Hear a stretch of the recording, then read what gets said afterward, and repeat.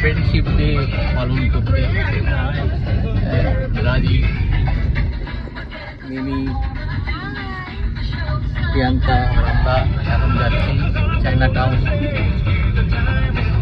Friendship day পালন করতে।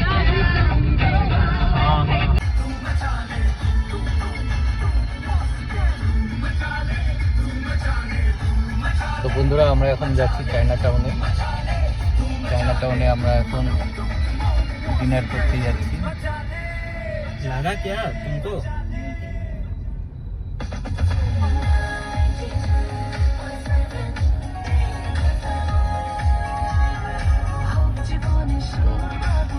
চলো কানেক্টেড থাকো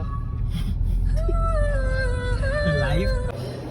ফ্রেন্ডস, আমরা এখন বিগ বসে এসেছি। এখন আমরা বিগ বসে যাচ্ছি, বিগ বস রেস্টুরেন্ট। আমরা এখন ফ্রেন্ডশিপ ডেতে এসেছি বিগ বস চায়না টাউনে। বাইক দেখুন এখানে। এবার আমরা খাবার অর্ডার করছি।